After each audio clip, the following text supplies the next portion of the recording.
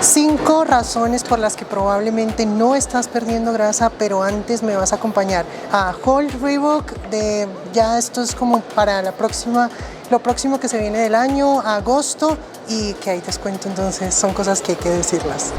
Lo de los descuentos son datos y hay que darlos, porque si hay algo que gastamos en esto es ropa deportiva y yo no tengo código de descuento, entonces te aviso. Por aquí, digamos, cosas que veo que pueden ser muy útiles, camisetas, si eres como yo de las que utiliza oversize por montones, pues hay un montón. De hecho, de hombre también suelo llevar yo de hombre, ya lo sabes, pero hay un montón, no solo, digamos así, largotas, tipo que te quede como vestido, o tipo más cortitas, pero en versión oversize, como crop top oversize. Entonces sirven mucho. Otra cosa que recomiendo mucho llevar son los leggings, pero de este estilo. Te das cuenta que son estos porque siempre tienen esta pretina como en un material, mejor dicho, le voy a hacer acercamiento. Ahí las reconoces, son las que me gustan, las que no te hacen ver culiplana y te hacen ver las piernas como superior. Estas son las que me gustan, digamos, hay unas que son más discaderadas, más cortas, que siento que no norman también, o sea, las cosas como son. Tops por montones, que de esos sí es cool llevar variedad, sobre todo a mí me gustan estilo grandes que den mucho soporte, que si vas a brincar, que si vas a hacer cardio, ellos tienen como una copita interna que los hace mucho más cómodos y pues realmente esto queda como un crop top literal. Algo que me ha encantado de Reebok de las últimas colecciones para acá es que no solo se han fijado más en los detalles para la ropa de Classic, sino para la de Training. Classic es como la línea para cuando te quieres vestir casual pero deportivo, y está la línea realmente de entrenamiento. Este tipo de detallitos que en una oversize te van a hacer ver un poco más arreglado. Lo mismo, cuando a mí me gusta algo me lo llevo en 2 colores. Y este tipo de sudaderitas que está sacando a mí me encanta porque trabajo en la casa, me hace ver el jopo que no tengo, pero ahí está cool, se llevan hartas cositas.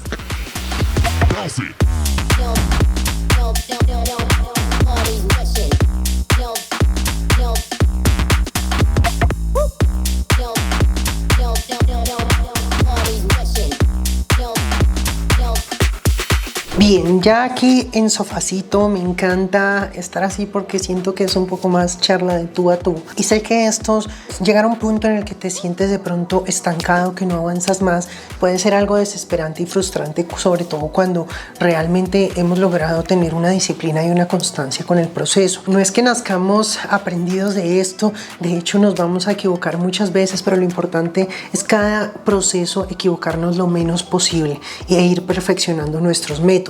Por eso quiero arrancar por la primera razón por la que pueda que no estás avanzando, y estás siendo muy radical, y sobre todo desde el inicio.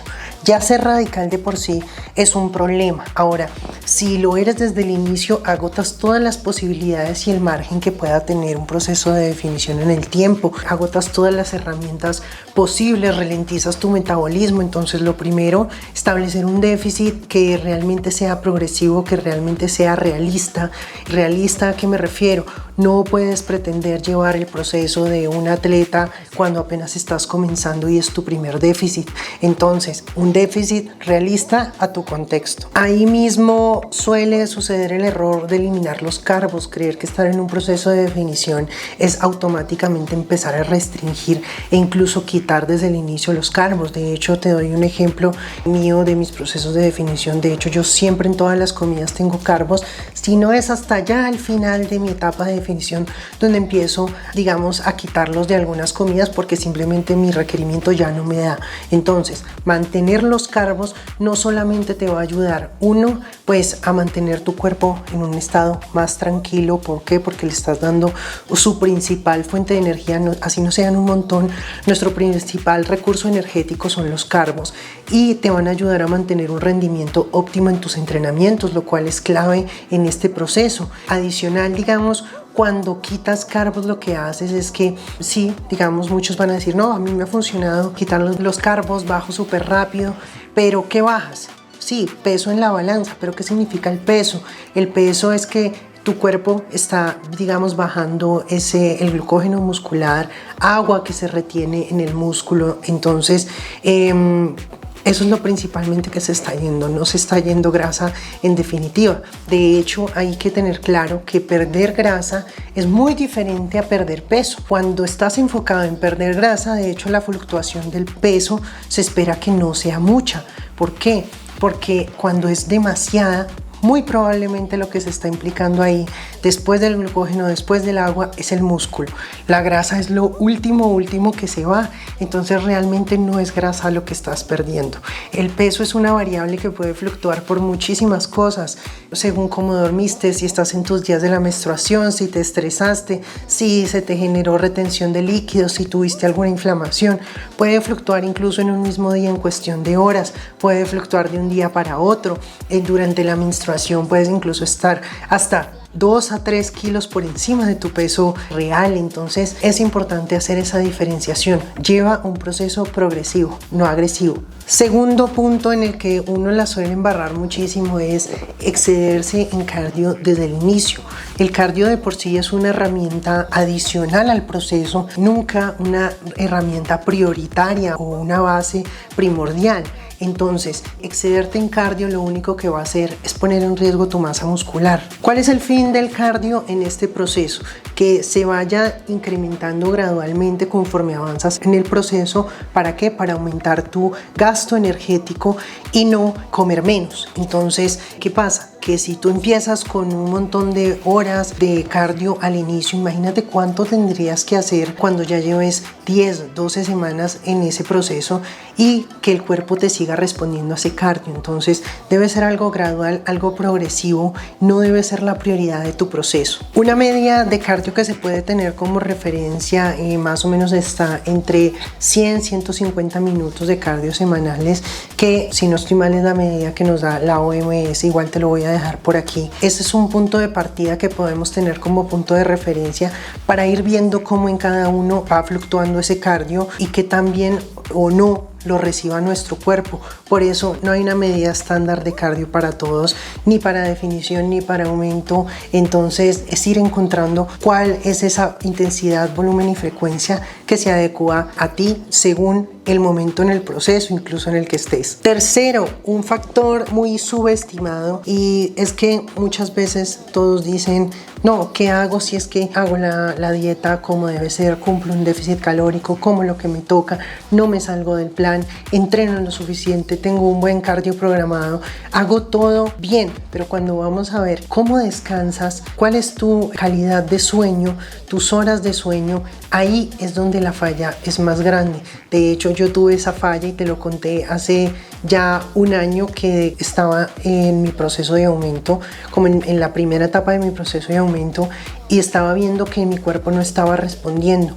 Una falla de las que estaba teniendo es que 1, no estaba durmiendo lo suficiente, 2, aunque durmiera las horas que se recomiendan, al menos 7, 8 horas para personas que hacemos deporte o digamos una actividad anaeróbica que requiera un poco más de recuperación, la calidad de sueño, o sea, tenía un sueño muy intermitente, me despertaba como que no, eso como el meme de dormí pero no descansé.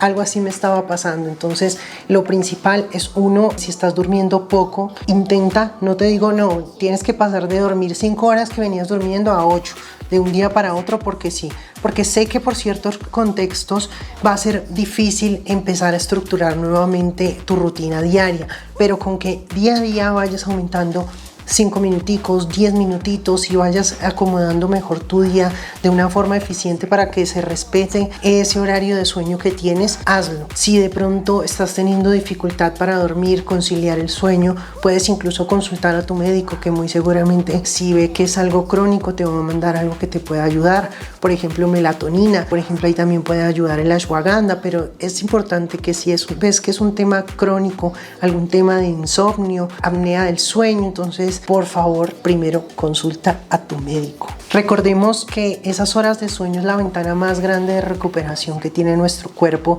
para mantener nuestra masa muscular, regenerar tejido, también para regular nuestras hormonas, sobre todo esa regulación entre grelina y leptina, que son las hormonas que regulan nuestro apetito. Entonces, si no estamos bien en ese sentido, muy probablemente por eso nuestro proceso de pérdida de grasa se esté ralentizando. Error número 4, y es un error que nos pasa sobre todo al inicio cuando apenas estamos aprendiendo a plantear nuestros procesos, y son errores en los cálculos. Muchos no se imaginan cuánto tienden a sobreestimar más que subestimar, sobre todo su factor de actividad.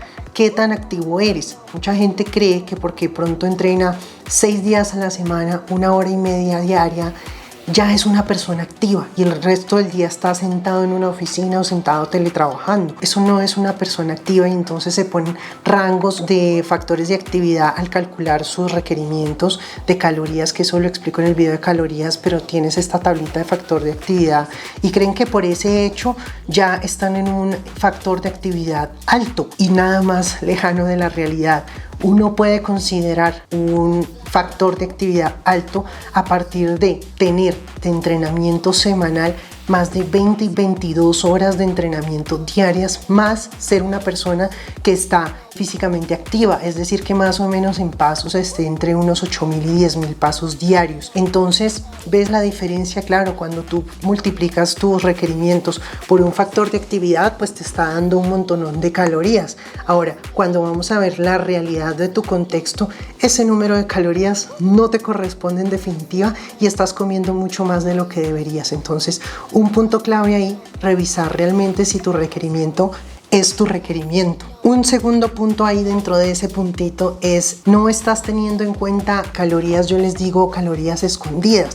Sí, cuentan muy bien los alimentos grandes, los que son visualmente dominantes, entonces que la papa, el arroz, que las proteínas, que el cereal, que la proteína, pero te estás olvidando de esas pequeñas cosas que, aunque su volumen es casi imperceptible, su nivel calórico puede ser enorme sin darte cuenta. Por ejemplo, si eres quien utiliza mucho aderezo y mucha salsa adicional para ensaladas, para lo que sea, si eres de los que venga le pongo un poquito de aceite de oliva a la ensalada, si eres de los que ven cocina cada rato estofados, de todo esto, entonces no tienes en cuenta eso. Si es de mucho uso, pues eso te va sumando al final del día. Entonces es importante que esas calorías que puedan estar escondidas en sazonadores, en aderezos, en aceites, las tengas en cuenta si eres una persona que de pronto tiende a abusar de estas cosas dentro de su plan. Último, quinta razón por la que puede que estés fallando en ese proceso, que tu cuerpo se esté viendo estancado, y esta es muy común: llevas mucho tiempo en definición,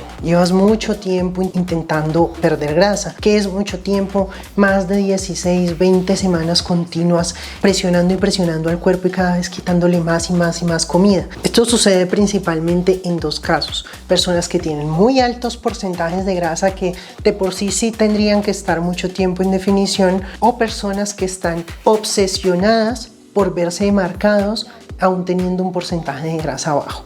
¿Qué es lo que sucede acá? Si es el segundo caso, lo que tienes que entender es que si ya tienes un porcentaje de grasa y no te ves tan definido como quieres, el mismo cuerpo ya te está hablando, te está diciendo: no hay nada que definir aquí, no hay masa muscular que definir. Por ende, tu objetivo no es seguir presionando a que se vea el músculo que no existe. Y perdón que lo diga así, pero tengo que decirte las cosas como son. Tu foco ahí debería estar en que ya es hora de considerar un proceso de aumento de masa muscular. De hecho, tienes un video donde explico muy bien cuándo considerar cada proceso, que es este que te voy a dejar acá. Primero definir, primero aumentar. Ahí lo explico todo al detalle para que te ubiques en una etapa por si te sientes perdido y ese es tu caso. ¿Qué sucede cuando llevas tanto tiempo en definición? Tu metabolismo se empieza a ralentizar. Entonces el cuerpo se pone, voy a ponerlo entre comillas, en modo supervivencia, a reservar todo lo que le das, como a poner esa resistencia. El cuerpo es muy sabio y sabe cuando ya lo estás llevando a un extremo. Y entonces viene lo que no queremos, y es un desequilibrio hormonal. Puede también venir pérdida de masa muscular asociada, y que cada vez tu cuerpo responde menos a esa pérdida de grasa y se vuelve más y más y más difícil. Entonces, si estás en este caso, una solución que puede ayudar mucho es que si necesitas seguir más tiempo en déficit, entonces puedes plantearte un refeed como tal. Son 1 o 2 días donde aumentas tus calorías principalmente provenientes de carbohidratos, llegando así a un mantenimiento. 1 o 2 días donde subes esa ingesta y le das un respirito al cuerpo, O si ya dices, estoy en un caso de verdad grave, que ya me pasé, me fui al extremo, pero aún tengo un porcentaje de grasa muy alto que necesito controlar, entonces lo que se hace también en esos casos es hacer un diet break, que de hecho de eso también tienes un video en mi canal específico donde dedicas entre 4 y 6 semanas a subir tus calorías, a tu mantenimiento o un ligero superávit. ¿Qué es lo importante ahí? Que esas semanas sean con cabeza, que porque estás aumentando las calorías no es que te vayas al exceso de permisivo, que eso también puede sabotear ese proceso. De esta manera entonces lo que haces es que reviertes adaptaciones metabólicas que se generaron dado el déficit prolongado que llevaste, de pronto al extremo incluso que llevaste el cuerpo, como que reinicias tu cuerpo y tu metabolismo para recibir nuevamente esa etapa con un cuerpo mucho más y una musculatura también mucho más receptiva al proceso. No hagas las cosas por afán. En un proceso de definición hay que ser muy inteligente, porque cualquier paso en falso puede poner en riesgo los resultados que ya has logrado hasta el momento. El músculo, piensa lo que es como una porcelanita, es muy delicado y cualquier falla, cualquier golpazo, así como te puede salvar, se nos puede quebrar. Entonces es una analogía, una metáfora para que entiendas que siempre ese es tu tesoro y es tu fin. La pérdida de grasa no sucede en un solo proceso. En un solo proceso de pérdida de grasa no vas a verte ni definido ni vas a perder toda la grasa del cuerpo. Imposible, pero toca hacerlo progresivo con el tiempo y con los años. No siendo más, espero te haya servido esto, que te aterrice un poquito en dónde estás fallando. Cuéntame en comentarios en qué punto crees que estás fallado o has fallado y cómo lo has solucionado. Entonces te leo ahí, suscríbete, déjame tu like y nos vemos una próxima.